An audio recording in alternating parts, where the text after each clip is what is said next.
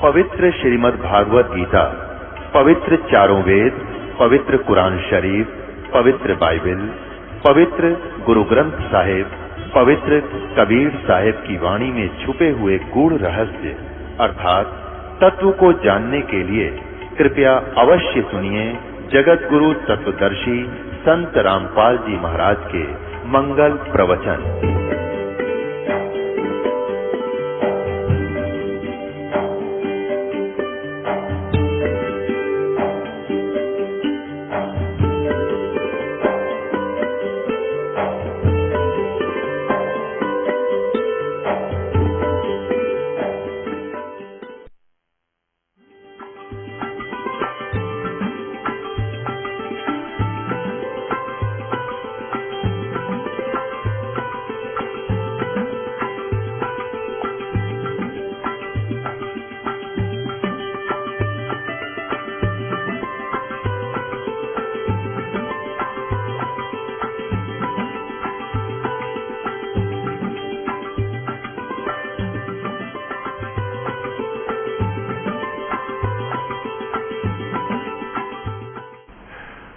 परम पिता परमात्मा पूर्ण ब्रह्म सारी सृष्टि के रचनहार कुल के मालिक ये सत्य पुरुष परम अक्षर ब्रह्म है। वही परम अक्षर ब्रह्म अपने गुण अनुसार लीला करने के लिए अपने निज धाम सचखंड से सतलोक से चलकर तेज पुंज का हल्का तेजों में शरीर बनाकर अपने शरीर को सरल करके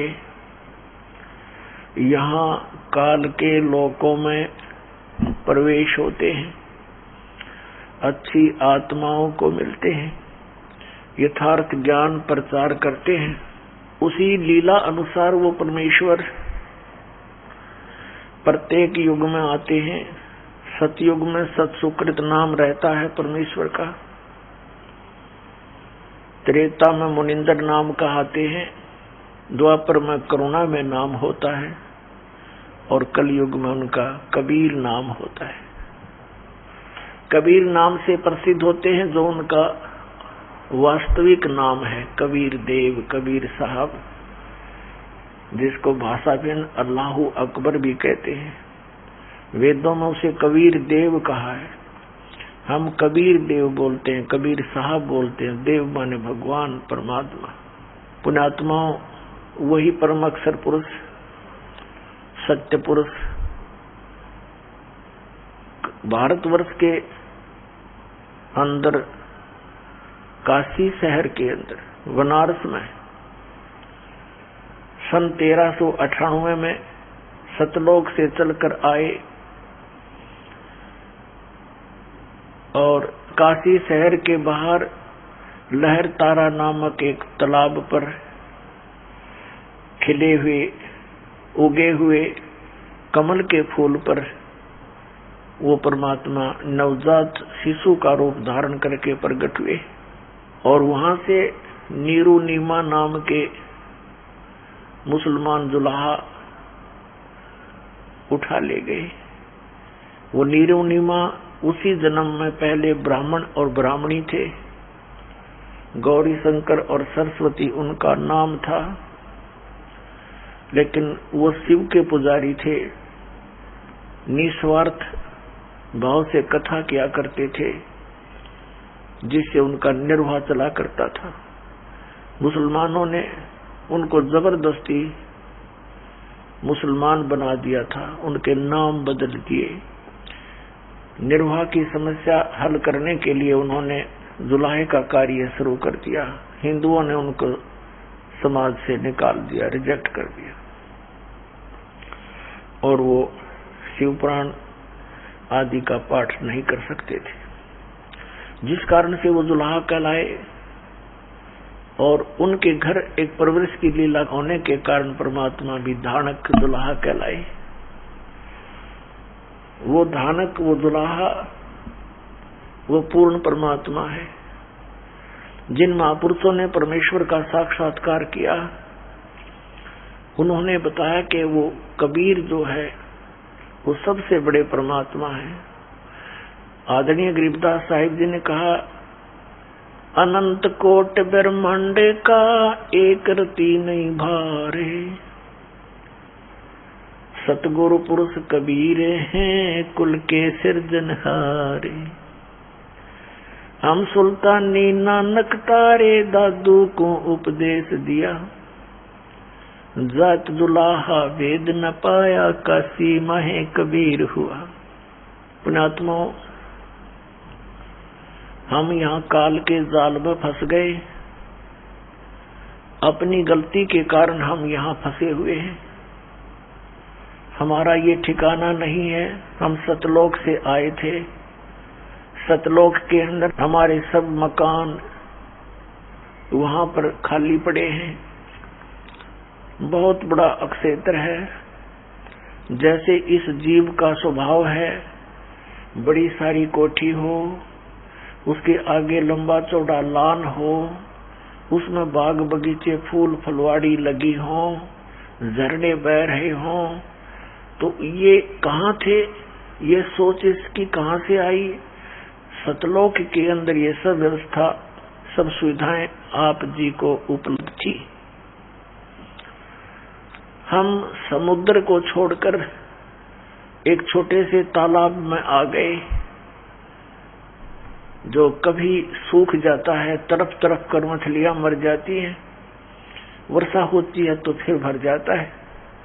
तो यहाँ प्रलय और उत्पत्ति ऐसे चलती है। और सतलोक समुद्र है, वहां पर कभी अकाल नहीं आता, प्रलय नहीं होती।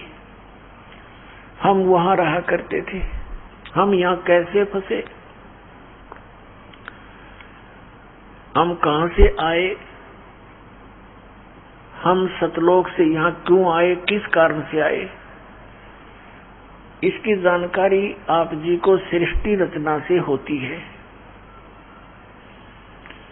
और वो जानकारी स्वयं परमेश्वर ही आकर दे सकते हैं। सारी सृष्टि की रचना उन्होंने की है। वेदों में लिखा है कि वो परमात्मा अपने द्वारा रची हुई सृष्टि की जानकारी स्वयं ही ठीक ठीक बताते हैं। अथर्ववेद कांड नंबर 4 के अनुवाक नंबर 1 में 1 से 7 मंत्र हैं। उन सब में सृष्टि रचना का भिन्न भिन्न विवरण है, कोड वर्डों में है। इस दास ने उसको समझा और सृष्टि रचना के अंदर ये खोल के इन पुस्तकों में लिखा हुआ है। अध्यात्मिक ज्ञान गंगा में, गहरी नजर गीता में, वहां से आप पढ़ सकते हो और सुनाएंगे, आपको वैसे भी सुनाएंगे। पुण्यात्माओं, सबसे पहले केवल एक परमात्मा थे, वो कबीर साहब थे। कबीर साहब जो काशी में, बनारस में एक धानक यानी जुलाहे की भूमिका करके गए। वो अकेले लोक में रहते थे। फिर परमात्मा ने अपने वचन से 3 अन्य लोकों की रचना की।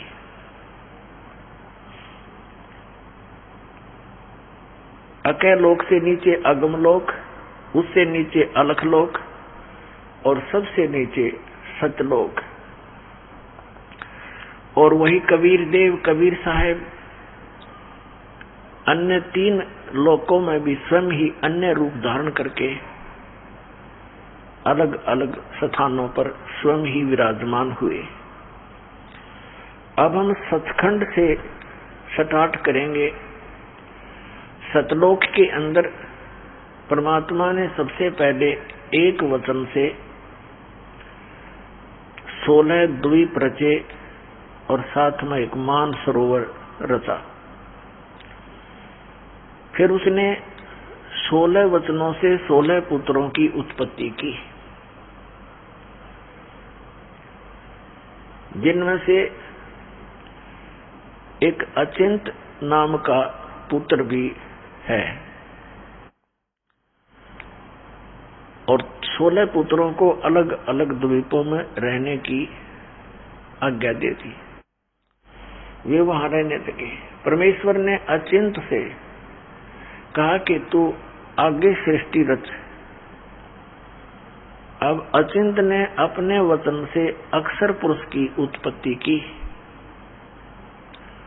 अक्षर पुरुष मानसरोवर में जाकर सो गया, नहाने गया था, वहां लेट गया, गहरी नींद आ गई। वहां श्वासों से शरीर नहीं है सतलोक के अंदर। बहुत देर तक जब बाहर नहीं निकला तो परमात्मा ने उसी सरोवर से जल उठाया, अपने वतन से एक अंडा बनाया, अंडे में एक आत्मा अपने वतन से प्रवेश की, उसको नीचे छोड़ दिया। अंडा गड़गड़ गड़गड़ करता हुआ नीचे को जा रहा था।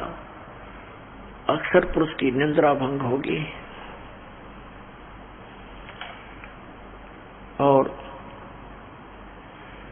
वो क्रोध से कुछ कोप सा उसके अंदर था कि किसने मेरी निद्रा भंग कर दी। आंखें खोली तो सामने एक अंडा था। उसका जो क्रोध था, जैसे आज भी यही वृत्ति हमारे अंदर है, कोई सोते व्यक्ति को जगा देता है, एकदम वो महसूस करता है कि तूने क्यों उठा दिया मुझे। इस दृष्टिकोण से उसने कुछ क्रोध से देखा, वो कोप अंडे से टकराया, अंडे दो भाग हो गया, उसमें से ये ज्योत निरंजन काल निकला। इसको कैल बोलते हैं, कैल। काल तो यू बाद में बना, इसी को सरपुरुष भी कहते हैं, इसी को ब्रह्म भी कहते हैं। परमात्मा ने कहा कि तुम दोनों बाहर आओ। अक्षर पुरुष तुम निद्रा में थे, तुम्हें जगाने के लिए ये सब क्रिया की और बाहर आ जाओ। जब वो दोनों बाहर आ गए, सरपुरुष और अक्षर पुरुष, ये काल ज्योत निरंजन और अक्षर पुरुष, ये दोनों बाहर आए। तब परमात्मा ने कहा कि तुम दोनों जाओ अचिंत के द्वीप में रहो।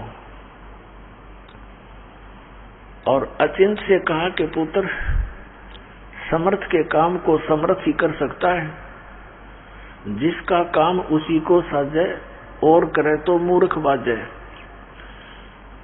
अब ये झटका अपने पुत्र को इसलिए दिया था परमात्मा ने कि कहीं ये फिर टांग ना अड़ा दें बीच में। अब इनको दिखा दूं तुम्हारी कितनी सामर्थ्य है, तुम्हारा कितना सामर्थ्य है, तुम कितना काम कर सकते हो।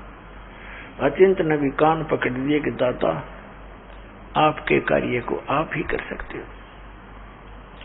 उसके पश्चात परमेश्वर ने हम सभी आत्माओं की उत्पत्ति की अपने वचन से, और हमें सबको अलग अलग द्वीप दे दिए रहने के लिए। सदाबहार बाग बगीचे, सदाबहार सब फ्रूट और सब काजू किस्मत सेब संतरे, और वहां का जल कभी खराब नहीं होता। वहां के दूध दही के सरोवर भरे पड़े हैं, वो कभी खराब नहीं होते। वहां के मानसरोवर से एक सैंपल यहाँ नीचे पृथ्वी पर भेजा भगवान ने कि आने वाले समय में प्रमाण बनेगा मुझे पहचानने में और सतलोक को जानने में। वहां से एक सैंपल भेज रखा परमात्मा ने, गंगा नामक दरिया। ये सतलोक से आई, निरंजन के प्रथम लोक से, फिर इस ब्रह्मांड में प्रवेश हुई। सबसे पहले विष्णु के लोक में आई, विष्णु के लोक से फिर शिव के लोक में आई, शिव के लोक से फिर ये यहाँ हिमालय के ऊपर आकर के वहां प्रकट हुई। अब ये कैसे आती है? अब जैसे हम क्या देखते हैं, जैसे बादल क्या होते हैं, बादल देखने में तो ऊपर कितने अपने आप घूम रहे हैं, जैसे इनमें कोई वजन ही ना हो और इनके अंदर अरबों टन जल होता है। ऐसे ही इससे भी सूक्ष्म रूप से वाष्प रूप में ये वहां से चली और यहाँ आकर बर्फ रूप में प्रकट हुई। बर्फ बन गई ठंडे क्षेत्र में आकर के फिर पिघल कर नीचे दरिया का रूप धारण करके चल पड़ी। इस गंगा जल को सभी साइंटिस्टों ने चेक करके देख लिया, इसके बारे में इनको कोई जानकारी नहीं। और ऐसा ये जल कितने वर्ष तक रखे रहो ये खराब नहीं होता। अब पुण्यात्माओं, उस परमात्मा के वचन से प्रकट हुए पदार्थ हैं। तो इसी प्रकार इसे एक उदाहरण है आप हमारे लिए कि ऐसे पदार्थ हैं वहां पर घी, दूध, दही सब कुछ, वो कभी खराब नहीं होते। समझदार को संकेत बहुत होता है। अच्छा, फिर क्या था? कुछ दिनों के बाद इस ज्योत निरंजन के मन में जो अंडे से निकला था, इसके अंदर एक गलत सोच उत्पन्न हुई कि अन्य मेरे जितने भी भाई हैं वो सभी अपने अपने द्वीपों में रह रहे हैं और हम अकेले, हम तीनों एक द्वीप में रह रहे हैं। तो उसको पता चला कि अलग से राज्य कैसे प्राप्त हो, तप से राज्य होता है। उसने तप करना शुरू किया। सत्ययुग जब इसने तप किया, परमात्मा ने पूछा कि क्या चाहते हो ज्योति निरंजन, क्या चाहता है कैल? तब इसने कहा कि परमात्मा, हे पिताजी, ये स्थान मेरे लिए थोड़ा है, मुझे अलग से स्थान देने की कृपा करो। और पुण्यात्माओं, हम काल के जाल में कैसे फंसे? जब ये तपस्या कर रहा था, हम इसको देख देख कर इसके ऊपर आसक्त हो गए कि देखो कितने दिन से खड़ा है। कभी इस पैर पे खड़ा, एक पैर पे खड़ा होकर के तपस्या की इसने, कभी दूसरे पैर को बदल लेता है, कभी उसको उस पे खड़ा हो जाता है, और कितने दिन हो गए हम आसक्त हो गए। परमात्मा ने संकेत किया था कि बच्चों तुम ना देखो इसकी तरफ, मस्त रहो, इसकी क्रिया को ना देखो। हम ऊपर से तो ऐसे हो गए जैसे हम नहीं चाहते इसको, लेकिन अंदर से कसक घनी होगी। वो तो अंतर्यामी है, कबीर देव, सतपुरुष, वो अकाल मूर्त, वो सब जान गए कि काम इनका भी बिगड़ गया। तब उससे पूछा कि तू क्या चाहता है, बोल, किस लिए तपस्या कर रहा है? तब इसने बता दिया कि प्रभु मेरे को और स्थान दे दो, ये कम है। तब परमात्मा ने कहा ठीक है भाई, तेरे 70 युग के तप के बदले में 21 ब्रह्मांड दे देता हूँ, ले जा। 21 ब्रह्मांड दे दिए। जैसे एक धनी व्यक्ति अपने पुत्र को उसके हिस्से के 21 प्लाट बांट दे।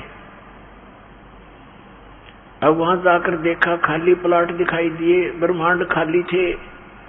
इसने सोचा कुछ सामग्री भी चाहिए जिससे रचना रचूं। इसने फिर तपस्या शुरू की। प्रभु ने पूछा क्या मांगता है भाई, अब क्या चाहता है तू? कि हे भगवान, हे पिताजी, मुझे सृष्टि रचने की कुछ सामग्री दे दो ताकि मैं कुछ रचना कर सकूं। परमात्मा ने कहा ठीक है, 5 तत्व और 3 गुण दे दिए, ले बच्चा खेल खिलौनों से। अब इसने सोचा कि इसके अंदर कुछ जीव आत्मा भी हो। इसने वहां पर रचना रची। फिर सोचा कि अकेला मकान बना लिया प्लाट में, और बालक है नहीं, अकेला कहाँ क्या करूंगा। तो इसने सोचा कि कुछ आत्माएं भी मेरे साथ हों और उनको इन 3 गुणों से, 5 तत्वों से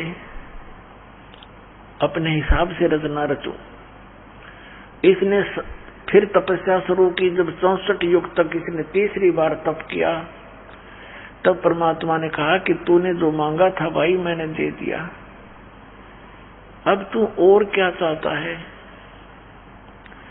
तब इसने कहा पिताजी मुझे कुछ आत्माएं दे दो, मेरा अकेले का दिल नहीं लगता।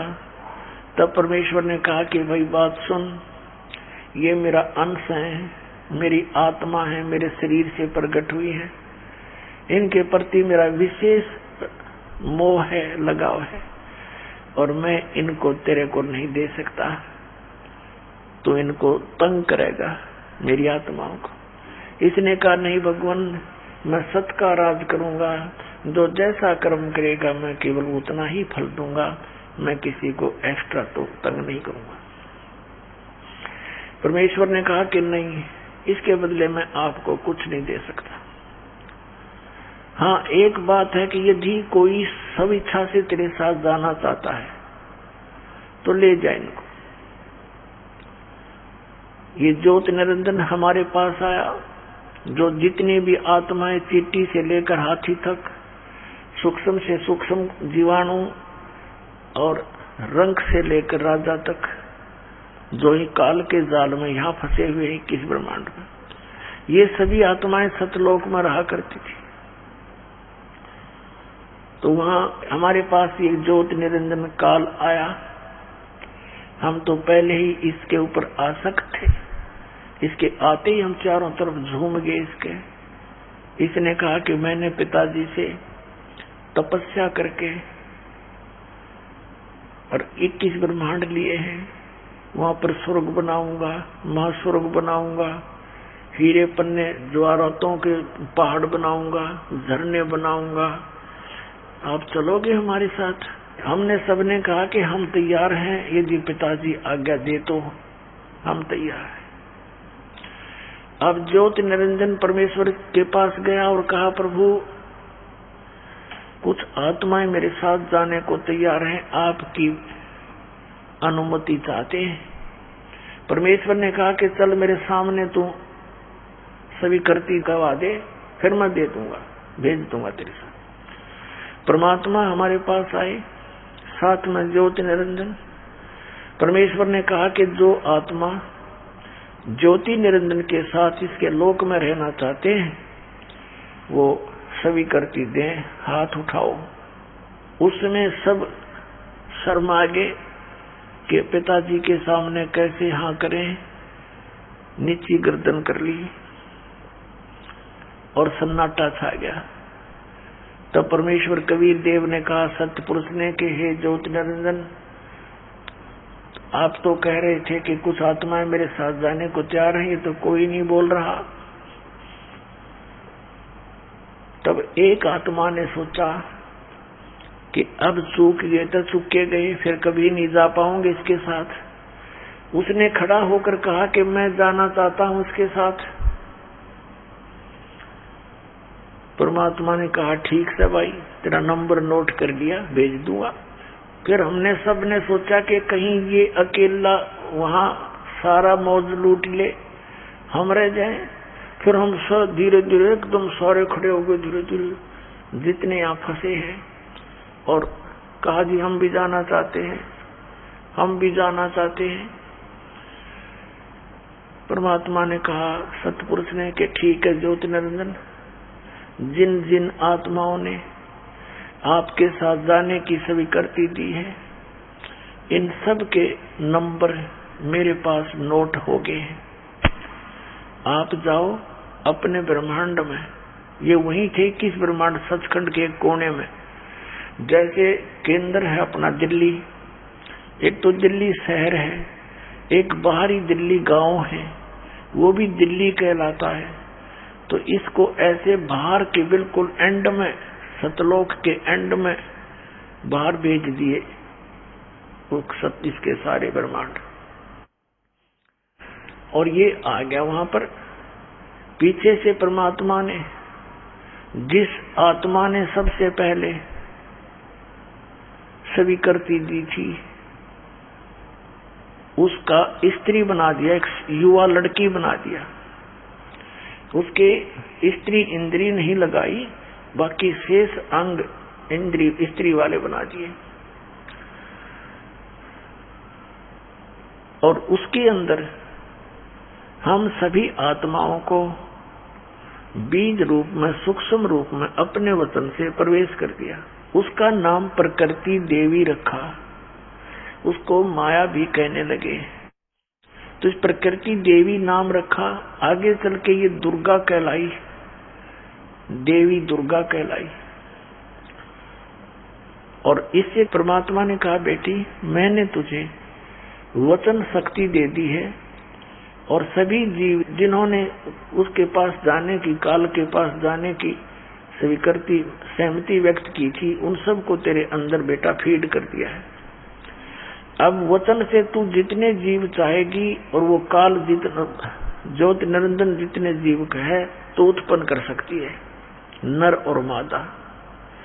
और अब जाओ आप उस ज्योति निरंजन के लोक में। दुर्गा को यानी देवी को वहां भेजने के लिए अपने पुत्र सहजदास से कहा कि सहजदास जा अपनी बहन को ज्योति निरंजन के पास छोड़िया, और उसको बता देना कि जिन जिन आत्माओं ने तेरे साथ जाने के लिए सहमति व्यक्त की थी, सब इसके अंदर प्रवेश कर दिए, और ये लड़की को सब शक्ति दे दी है, जितने जीव तू कहेगा ये पर बना देगी, वचन से उत्पन्न कर देगी। ऐसा कहकर के सहजदास जो उन सर्वप्रथम उत्पन्न 16 पुत्रों में से एक है, वो वापस आ गया। अब युवा होने के कारण लड़की का रंग रूप निखरा हुआ था। अपने आत्मा परमात्मा परीक्षा ले रहा था कि ये कितना नीचता पर आवेगा, ये यहाँ रखने योग्य है भी कि नहीं है। तो ज्योति निरंजन ने जब देखा अकेली लड़की को, इसके अंदर वासना उत्पन्न होगी, इतनी प्रबल वासना होगी, रजोगुण से प्रभावित हो गया। इसने उस लड़की के साथ, दुर्गा के साथ दुर्व्यवहार करना चाहा। दुर्गा ने कहा, प्रकृति देवी ने कहा कि ज्योति निरंजन कुछ होश में आ, देख बात सुन, तू मेरा बड़ा भाई है, परमात्मा के वचन से तेरी उत्पत्ति अंडे से हुई है, और फिर मेरी उत्पत्ति भी उसी परमात्मा ने की है। तू मेरा बड़ा भाई, मैं तेरी छोटी बहन हूं, तू जुल्म ना करे मेरे साथ, ऐसा पाप ना करे, ऐसा अपराध ना कर, तू पाप का भागी बनेगा। मेरे पास सब शक्ति है, पिता ने दी है, जितने जीव तू कहेगा मैं उत्पन्न कर दूंगी। लेकिन ये इतना अंधा हो गया, इसने बलात्कार करने की ठानी, और लड़की ने देखा कि अब ये तेरी इज्जत कहीं सुरक्षित नहीं है। जो इसने अब अदर तरीके से मुंह खोला हुआ था बकवाद करने के लिए, दुर्गा ने सूक्ष्म रूप बनाया, इसके पेट में से ली गई। वहां से पुकार किया, पिताजी मेरी रक्षा करो, मेरी रक्षा करो, मेरे साथ बदतमीजी कर रहा है ये। तब परमेश्वर स्वयं आए, अपने पुत्र जोगजीत का रूप बना के। जोगजीत भी सर्वप्रथम उत्पन्न 16 पुत्रों में से एक है। उसका रूप धारण करके स्वयं वहां प्रकट हो गए 21 ब्रह्मांड में, जो सतलोक के अंतिम छोर पर थे। तो वहां कहा कि ज्योति निरंजन सुन ले आदेश परमपिता का, तूने बहुत जुल्म कर दिया। उस लड़की को उसके पेट से निकाला, उसके पेट को चीर दिया उंगली से। संत परमात्मा की वचन में शक्ति होती है, और लड़की बाहर आ गई। उसका पेट वैसे ही फिर एज इट इज हो गया। ये दुर्गा बाहर आ गई और ज्योति निरंजन से कहा कि आज से तेरा नाम काल होगा। 1 लाख मानव शरीरधारी प्राणियों का तू नित आहार करेगा, और 1.25 लाख की उत्पत्ति तू प्रतिदिन करेगा। और निकल जाओ यहाँ से, अपने 21 ब्रह्मांड को लेकर यहाँ से बहुत दूर चला जा तू। इतना कहकर जोगजीत रूप में परमात्मा अंतर्ध्यान हुए, और 21 ब्रह्मांड ऐसे चल पड़े वहां से जैसे विमान चलता है। और सतलोक से 16 शंख कोश की दूरी पर आकर के ये चक्कर काटने लगे। अब पुण्यात्माओं, हमारे अंदर ये जो बुराई लगी कि हम किसी हीरो या हीरोइन को, अभिनेता अभिनेत्री को देख करके वो अपनी रोजी रोटी के लिए चटक मटक कर रहे होते हैं, और ये युवा बच्चे उन पर आसक्त हो जाते हैं, और इतने आसक्त हो जाते हैं हटाए नहीं हटते। उनमें से कोई एक आ जावे बरवाला में, हिसार जिला के बरवाला शहर में, और देखो इन बच्चों की वहां कट हो जाएगा, कितने भीड़ बन जाएगी, इतने दूर से देखेंगे 1 किलोमीटर से वो खड़ा वो खड़ी, लेना एक न देने दो धक्के खान की, इनका बस की बात नहीं। ये बुराई हमारे वहां से लगी थी जब हम इस काल को देखकर आसक्त हुए थे। उसके बाद जैसे व्यक्ति इस जीव की आज भी वही है क्या, कहीं एकांत में इकलौती लड़की को देखकर मन में बहुत प्रकार के दोष उत्पन्न हो जाते हैं। ठीक है, बुद्धिमान व्यक्ति अपने ऊंच नीच को सोचकर मन को थाम लेता है, दुष्ट टाइप के लोग वो अपराध कर ही डालते हैं। तो पुण्यात्माओं, उसके बाद जब काल ने कहा दुर्गा से कि अब मेरा कौन के बिगाड़ेगा, 21 ब्रह्मांड का मैं ही स्वामी हूं, जो मनमानी बात करूंगा, अब तू क्या करेगी। उसने फिर कोशिश की वही बदतमीजी करने की। दुर्गा ने इसको फिर से समझाया कि ज्योत निरंजन जुल्म ना करे, बात सुन, पहले तो तू मेरा बड़ा भाई, मैं तेरी बहन छोटी, और दूसरे में तेरे पेट से बाहर आई तेरी बेटी होगी, कम से कम पुत्री और बाप का नाता तो रख ले। इसने एक नहीं सुनी और अपने वासना का शिकार होकर के दुर्गा को स्त्री इंद्रिय अपने नाखूनों से बनाई और गृहस्थी कर्म करके 3 पुत्रों की उत्पत्ति की।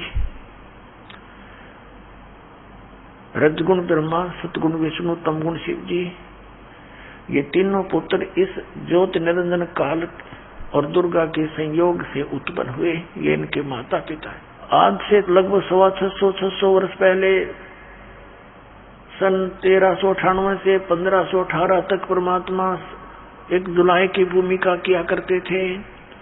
सहशरीर आए थे, सहशरीर चले गए थे। उस दौरान उन्होंने ये ज्ञान सुनाया था और कहा करते कि इनके जन्म मृत्यु होती है ब्रह्मा विष्णु में, ये अविनाशी परमात्मा नहीं है। लेकिन इन अज्ञानी अन्नाड़ी नकली गुरुओं ने परमात्मा की बात को ऊपर नहीं आने दिया, जो कि आज हमारे सदग्रंथों ने प्रमाणित किया कि ब्रह्मा विष्णु महेश नासवान है, इनकी जन्म मृत्यु होती है, दुर्गा इनकी माता है और काल रूपी ब्रह्म इनका पिता है। उसके बाद इसने 3 पुत्रों की उत्पत्ति की, तीनों को अचेत कर दिया। जब ये युवा हुई तब तक इनको अचेत रखा, कोमा में रखा, और युवा होने के बाद इनको एक एक विभाग का मालिक बना दिया। ये लंबी कहानी है, हम इसको यहीं समाप्त करेंगे। अब पुण्यात्माओं, इस प्रकार काल की सृष्टि प्रारंभ हुई। दुर्गा ने फिर इन तीनों पुत्रों का विवाह कर दिया अपने 3 रूप बनाकर। दुर्गा ने अपने 3 रूप बनाए, समुद्र में छुप गई, इनको सागर मंथन पर भेजा। 3 लड़कियां निकली, एक का नाम सावित्री रख दिया, ब्रह्मा के से विवाह कर दिया। दूसरी का लक्ष्मी नाम रखा, विष्णु से विवाह कर दिया। तीसरी का पार्वती नाम रखा, उमा का नाम रखा और शंकर जी से विवाह कर दिया। ये काल की सृष्टि प्रारंभ हुई ऐसे। और फिर आगे चल के हम ऐसे ही आगे कुछ दुर्गा ने अपने वतन से भी उत्पत्ति की, और आज हम ये संसार बस गया काल का। अब कुछ दिन के बाद हमें यहाँ बहुत कष्ट होने लगे। जो सुख हम वहां छोड़ आए उसका हमें आभास होने लगा। पुण्यात्माओं, जब तक लाइट बिजली रहती है तब तक बिजली का हम इतना मैं तो नहीं मानते, इतना ध्यान नहीं देते। और जब बिजली चली जाती है, कट लग जाता है घंटे 2 घंटे का, गर्मियों के दिनों में पसीना पसीना हो जाते हैं और बल्ब की तरफ देखते रहते हैं, कब आओगी बिजली, कब आओगी बिजली। तो इसी प्रकार जब तक हमें सुख था सतलोक में, हमने परवाह नहीं करी परम पिता के दिए हुए सुख की। और जब हमारी हुई दुर्गति शुरू, यहाँ फिर ढूंढते फिरे स्वर्ग में लगा वो सुख है, स्वर्ग में जाकर और घना दुख, अपनी पूंजी अपने पुण्य। और वहां एक होटल है, वो स्वर्ग इस काल का बनाया हुआ, उस पर चार्ज लेता ही आपसे। आपकी भक्ति कमाई का ये 20% 10% इसने फिक्स कर रखा है, ये अलग अलग रेस्टोरेंट बना रखे। और आप वहां जैसे होटल के अंदर धनी व्यक्ति जाते हैं, वस्तुएं सब उपलब्ध होती हैं, घंटी बजाते ही सब व्यवस्था हो जाती है, लेकिन जेब खर्च खुद का लग रहा है। और तीसरे दिन 10,000 का बिल बना कर दे देता है मालिक, कितने इतने डिपॉजिट किया था, अब सिर्फ 1,000 बैलेंस है और जमा करा, नहीं तो बिस्तर था। तो इसी प्रकार वहां आपकी पुण्य कमाई को नष्ट करवाता है। उसके बाद फिर आप सोचते हो, जैसे कोई निर्धन है सोचता है धनवान सुखी होगा, धनवान को सुख सपने में भी नहीं है, ये सच कर मान लेना आप। महादुखी होता है धनवान। और फिर धनवान सोचता है, क्योंकि वो दुखी है, वो सोचता है राजा लोग सुखी होंगे, राजा लोग तो लिए सुखी, उनका जिए दाना जिसे सुखी है। ये तो हमने नो देखा दूर के ढोल सुहावने। राजा सोचता है कि ये स्वर्ग का राजा इंद्र सुखी होगा, और इंद्र को कोई सुख नहीं। उसकी हिस्ट्री उठाकर देखो इंद्र की, वहां केवल बकवादे हैं, लंबी चौड़ी व्यवस्था करता है। कभी कुछ हो जाता उसके राज्य में, कोई दूसरा तपस्या करके उसकी गद्दी प्राप्त करने योग्य साधना धर्म तप कर लेता है, तो उसको चिंता बनी रहती है कहीं तेरी गद्दी ना छिन जाए। कई बार देवताओं राक्षसों का युद्ध हो गया, इंद्र का राज छीन लिया, वो जाकर छुप गया कि तो दूर भूखा मरता फिरे, तो खाक सुख है इंद्र को, स्वर्ग के राजा को। तो पुण्यात्माओं, हम उस सुख की खोज में लगे हुए हैं असंख्य युगों के, और फिर कुत्ते गधे बना के छोड़ दिया, खाओ धक्के। पुण्यात्माओं, हम इतना कष्ट सहन कर रहे और कभी भी मन में नहीं आती कि जीवन है। जो दुखी हो गया वो तो रो ही रहा है बेचारा, कोई बीमारी से है, या कोई पुत्र पुत्री मर गई, या कोई घाटा बिजनेस में हो गया, वो तो रो ही रहा है। बाकी शेष नौके अपना खैदे ही निकल जाए उसके पास से, उसकी परवाह भी नहीं करते, क्योंकि वो झूठे सुख को अभी प्राप्त है, उनको झूठे सुख उनके पास है। तो ये क्या जीवन है, कुत्ता बनकर क्या हाल हो रहा है। हम ध्यान में भी नहीं आता हम भी कभी कुत्ते बन जाएंगे, हम तो फट दे निकल जाए उसके पास से टी करके। अब पता चलेगा, अब पता चला हमारे को परमात्मा के ज्ञान से कि इतना कष्ट और ये स्थान जीवन का है। कोई जीव सुखी नहीं, सपने में भी सुख नहीं किसी को। दिन में केवल एक पेट के लिए सारा दिन सैकड़ों झूठ बोलकर लाखों पाप कमा के ये प्राणी चारपाई पकड़ता है। रात्रि के समय भी उसी का चिंतन होता रहता है, ऐसे करूंगा वैसे करूंगा, वो फलाना काम रह गया। इतने में मृत्यु हो जाती है, और फिर जिस जुगाड़ के जोड़न में सारा जीवन खो दिया वो यही रह गया। आप गधा बनकर सैर सपट्टे कर रहे हैं। तो परमात्मा ने याद दिलाया ये हमारे को, ये इतना कष्ट ये क्यों दे रहा है, क्योंकि ये प्रतिशोध ले रहा है हमारे साथ। ये प्रतिशोध ले रहा है परमपिता के साथ कि उसके आत्मा है ये, इनको खूब दुखी करूं और उसको दुख होगा। अपनात्मा, वो परमात्मा इतना दयालु है, हमने ऐसा जुल्म किया और फिर भी हमारे पीछे घूम रहा है। जब ये प्राणी महा दुखी होने लगे, हाहाकार मच गई, तब दया आई उस परमात्मा ने और कहा, उसने क्या किया कि अपने पुत्र जोगजीत का रूप बनाया और फिर वहां प्रकट हो गए जहां तपतशिला के ऊपर 1 लाख मानव शरीरधारी प्राणियों के सूक्ष्म शरीर को वो भूनता है वहां पर तपतशिला। और वहां ऐसे चटक मटक प्राणी करते हैं जैसे खील भूनता है भड़बूजा, ऐसे उछलते हैं। लेकिन सूक्ष्म शरीर में जीव मरता नहीं, लेकिन कष्ट असहनीय होता है, चिल्लाते हैं, बुरी तरह हाहाकार मचती है। और उस गंध को निकालकर जो सारे जीवन में इस प्राणी ने आहार किया, वासनाएं की, उसका सूक्ष्म अंश सूक्ष्म शरीर में लिप्त हो जाता है और तपतशिला के ऊपर इतना गर्म करके ही उससे वो छुड़वाया जाता है। अब देखो आप, काजू किस्म, सेब, संतरे, लाडू, जलेबी, हलवा, पूरी, कितना सुंदर खाद्य पदार्थ है, और फिर भी ये मन बकवाद करता है। आत्मा के साथ मन का जोड़ दिया इसने। और प्रत्येक प्राणी बुराई को कितना शीघ्र ग्रहण करता है। हुक्का पीना, शराब पीना, देखे कैसा तरीका बना लिया, बीड़ी बना ली, तम्बाकू है, हुक्का बना लिया, बना ली तोब, उसको हुक्का भर के पीने लगे, शराब बना ली है, मांस खाने लगे। ये क्यों खाते हैं? क्योंकि उसने अपना भोजन तैयार करवाना है आपके माध्यम से। जैसे चटपटे भोजन आप खाओगे, जैसे विकार करोगे, उतना ही ज्यादा इसको टेस्ट आता है, उसी के शरीर को अधिक समय तक भूनता है वहां पर।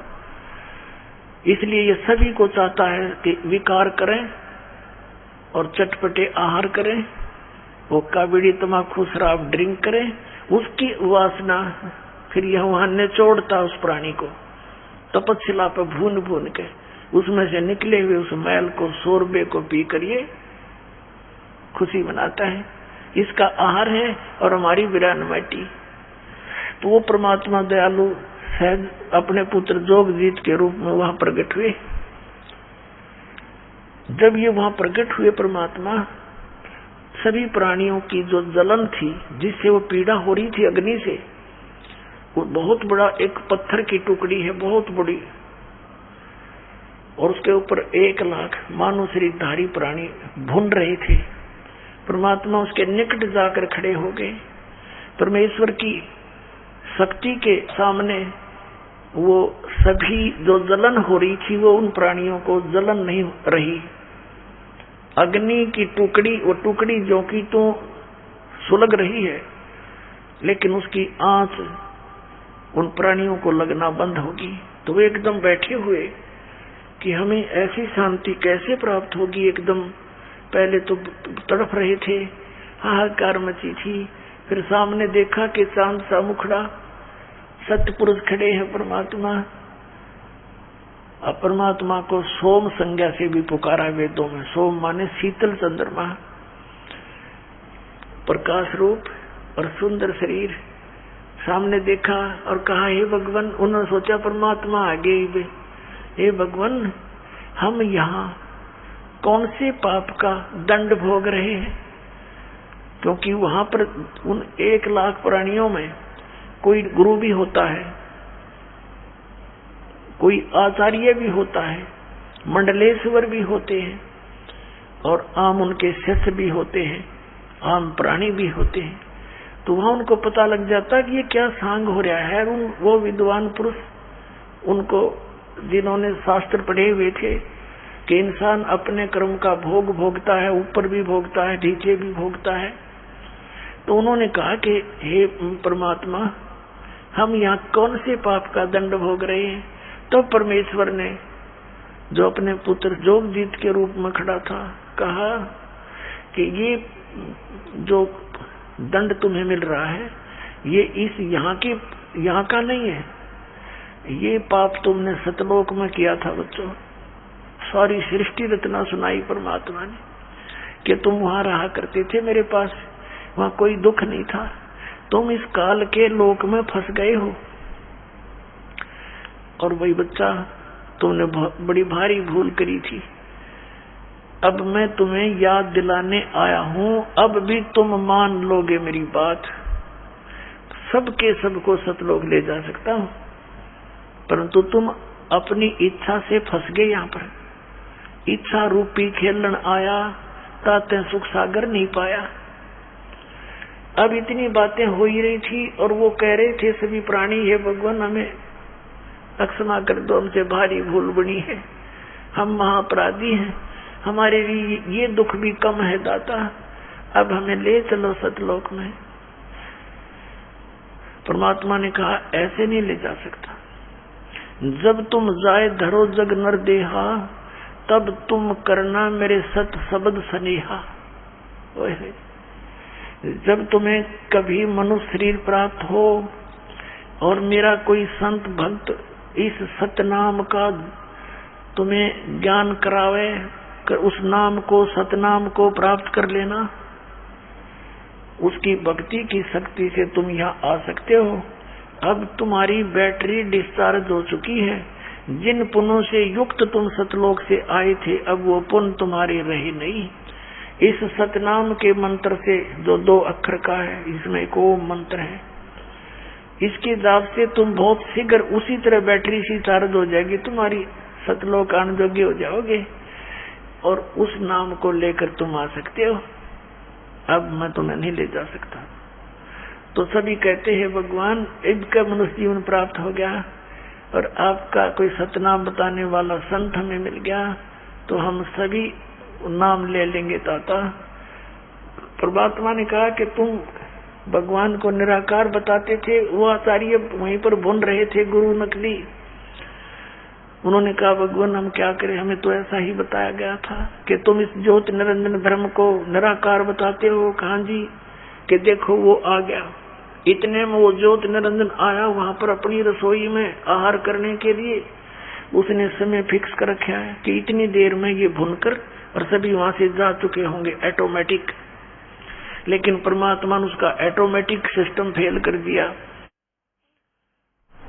और वहां स्वयं भी खड़े हैं और वो भी आ रहा कि देखो वो आने लग रहा तुम्हारा काल भगवान जिसको तुम ब्रह्म कहते हो, ब्रह्मा विष्णु महेश का पिता, वो आ रहा सामने। इसने प्रतिज्ञा की है कि मैं कभी किसी के सामने अपने यथार्थ रूप में नहीं आऊंगा। गीता जी अध्याय नंबर 7 के श्लोक नंबर 24 और 25 में ये अर्जुन से कह रहा है कि मूर्ख जन समुदाय मुझ अव्यक्त को व्यक्तिम आपनम मन्नते, मैं अपनी योग माया से छुपा रहता हूँ, कभी किसी के समक्ष नहीं आता। ये मूर्ख जन समुदाय मुझे कृष्ण मान रहा होगा, आई एम नॉट कृष्ण। तो ये प्रतिज्ञा की है इसने और दुर्गा को यहाँ का इंचार्ज बना दिया है कि तू संभाल, मेरे हुक्म से सब काम करती रहे, मेरा पता मत बताना किसी को, नहीं तो तेरी खैर नहीं। अब दुर्गा इससे डर कर सच्चाई कभी किसी को नहीं बताती। इसने अपने पुत्रों को भी सच्चाई नहीं बताई। उसने भी कहा कि तुम्हारा पिता तो निराकार है। अब परमेश्वर ने कहा कि तुम तो जाओ बच्चाई में, अब मेरी रिस्की होगी 2 बात। अब ज्योति निरंजन काल ने देखा कि ये जोगजीत यहाँ फिर कैसे आ गया तेरे लोक में, वहां से तो इसने मुझे निकाला था। ये देखकर एकदम क्रोधित हो गया कि तू यहाँ किस लिए आ गया जोगजीत मेरे लोक में, ये मेरा स्थान है, तू कैसे आ गया। उसने फिर ध्यान आ गया काल ने कि कहीं कोई संदेशा लेकर तो नहीं आया परम पिता का, पिताजी का। उसने पूछा ज्योति निरंजन ने कि जोगजीत पिताजी का जो संदेश आदेश हो तो मुझे बता पहले, तू किस लिए आया है। तब जोगजीत रूप में परमेश्वर ने कहा कि सुन ले ज्योति निरंजन, आदेश तेरे पिता का, मेरे को भगवान ने भेजा है, पिताजी ने भेजा है और मैं नीचे जाऊंगा तेरे 21 ब्रह्मांड के संसार में। और तूने नालायक कैसा जुल्म कर दिया इनका ये स्वरूप था, कोई गधा बना रखा, कोई कुत्ता, कोई सुअर। ऐसा जुल्म कर दिया, किसी का हाथ कट गया, किसी की टांग कट गई, कोई अंधा हुआ पड़ा है, किसी को कैंसर हो रही है, कोई किसी बात से पीड़ित है, हाहाकार मचा रखा तने। ऐसा जुल्म किया करते हैं। तेरे साथ आ भी गए थे तो ऐसा अन्याय करते हैं, ऐसा अत्याचार कर दिया तूने। मेरे को आदेश हुआ कि नीचे जाऊंगा और सबको बताऊंगा कि यू भगवान नहीं है, ब्रह्म, तुम जिसको भगवान कहते हो। परमात्मा और है, उसका तूने नामो निशान मिटा दिया, अपने आप को तूने परमात्मा सिद्ध कर दिया, तुमसे ऊपर कोई और भगवान ही नहीं है। इस तरह का जोगजीत ने हमारी डांट, जोगजीत रूप में परमात्मा ने। अब काल ने सोचा ये तो मेरा नाश करेगा, मेरी खेती उजाड़ेगा। एकदम नो बोला, खड़ा रह, पहले मैं तुझे देखता हूँ। एकदम इतना भयंकर रूप धारण करके, जोगजीत तेरी अभी टीट भी दबूंगा, मारूंगा तुझे मैं। परमात्मा ने अपनी प्यारी आत्मा धर्मदास जी को बताया, धर्मदास ये मेरे ऊपर ऐसे झपट्टा जैसे अभी मुझे खा जाएगा। धर्मदास, परमात्मा ने, पुण्यात्मा हमारे लिए संकेत किया ये कि मैंने सतनाम का जाप किया, उस 2 अक्षर के जाप मंत्र का, 2 श्वास उस श्वास से जाप किया करते हैं ना। किसी कैसी भी आपत्ति आप पर आ जावे, ऐसे आध्यात्मिक या कोई भी, तो श्वास का सिमरण शुरू कर दिया करते हैं, वो तुरंत चढ़ जाएगी मेरी शक्ति से।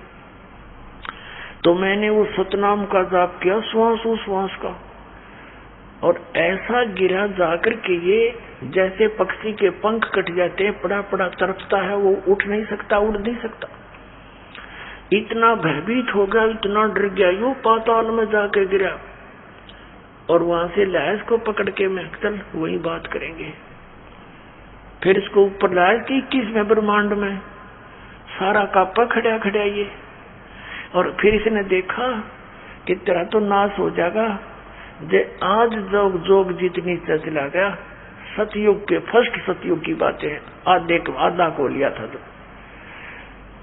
तो उसने सोचा तेरा तो सत्यानाश हो जाएगा और सभी प्राणियों को ये बता देगा और वो सब इसके घेर हो लेंगे।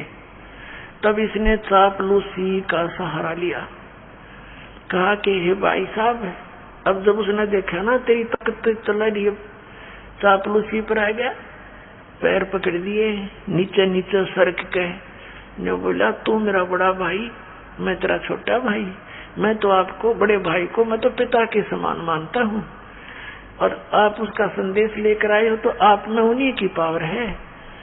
आप मुझे छोटा भाई जानकर क्षमा कर दो, बड़े तो अक्षमाशील होते हैं और छोटे तो गलतियां किया ही करते हैं। इसने ऐसी ऐसी अटपट करके और कहा, भगवान मुझे एक वरदान दे दो। परमात्मा ने कहा, बोल क्या मांगता है? नो नहीं, वचनबद्ध हो जाओ, मेरे यहाँ कुछ त्रुटि है, कुछ लोक में कमी है, वह पूरी कर दो। परमात्मा ने कहा, अच्छा भाई मैं वचनबद्ध हो गया हूँ, बोल क्या मांगता है। तब इसने क्या कहा कि हे भगवान, हे जोगजीत, 3 युगों में जीव थोड़े ले जाना, सतयुग त्रेता द्वापर में कम जीव ले जाना, और कलयुग में चाहे कितने जीव ले जाना। और एक काम और करना, आप अपना ज्ञान दे करके, अपनी ओर करके और अपना मंत्र जाप दे करके आप अपना ले जाना, बलपूर्वक ना ले जाना, जबरदस्ती ना करना। परमात्मा ने कहा, ठीक है, हम ऐसे ही करेंगे। इसने 1-2 और प्रार्थना की, वो यहाँ बताऊंगा तो लंबा विस्तार बन जाएगा, वो फिर कभी समय आने पर बताएंगे। जब इसने देखा काल ने कि सब वचनबद्ध होकर के,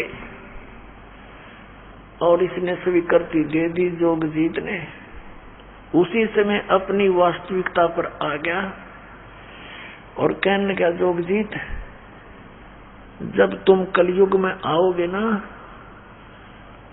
तब तक तो इन प्राणियों को इतना कंडम कर दूंगा, भक्ति योग्य नहीं छोड़ू कलयुग में, सब जीव विकारी कर दूंगा, और मंदिर मस्जिद ये देवताओं की पूजा पर आरूढ़ कर दूंगा, भूत प्रेत पितरों की पूजा करवाना शुरू कर दूंगा और तीर्थ धाम बनवा दूंगा।